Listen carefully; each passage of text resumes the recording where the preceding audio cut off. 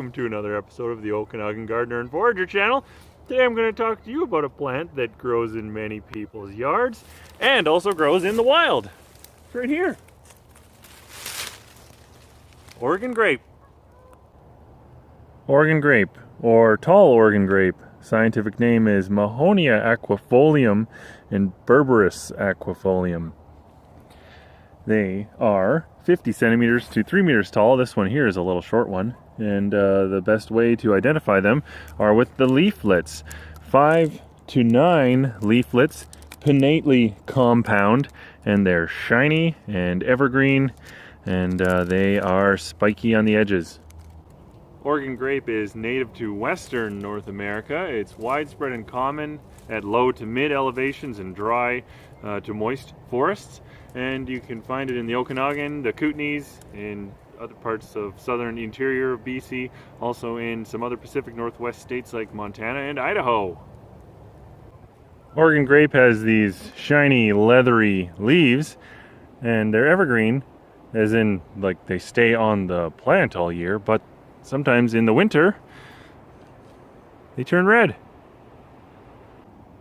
So there are parts of Oregon grape that are edible, like the berries, and these are old later in the season. It's getting close to spring now, so they're pretty wrinkled. Normally they look kind of like small grapes. So they're edible. They're kind of sour or tart, but people use them for making things like jellies or jams or syrup and things like that, or even wine.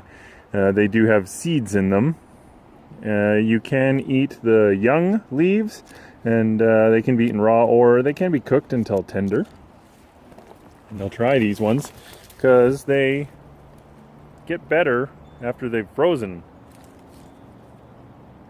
And they have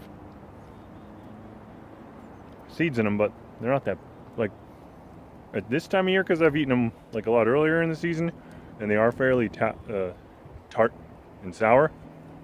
But these aren't that bad, just seeds. Oregon grape also has some medicinal properties. The crushed plants and roots have antioxidant, antiseptic, and antibacterial properties.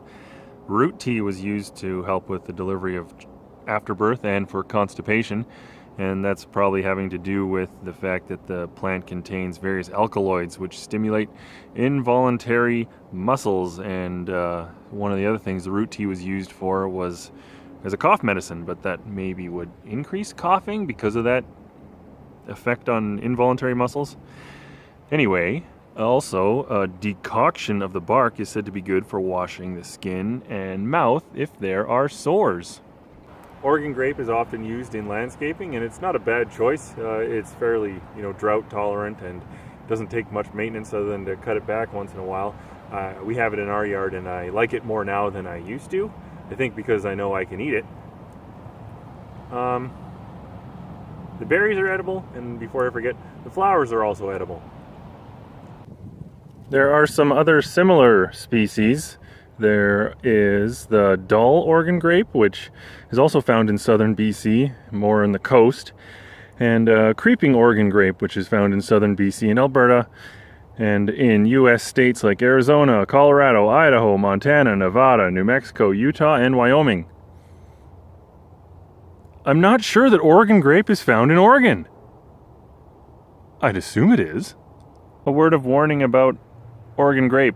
High doses can cause nosebleeds, skin and eye irritation, shortness of breath, sluggishness, diarrhea, vomiting, kidney inflammation, and even death. Pregnant women should not use this plant because it can stimulate the uterus. I hope that you know that these videos are for education purposes only, and you should not take it to be medical advice. I think it wouldn't be very fair if you came to me later and said, "Okanagan Gardener and Forager, you gave me diarrhea." Anyway, if you liked the video, please give it a thumbs up. Thanks for watching.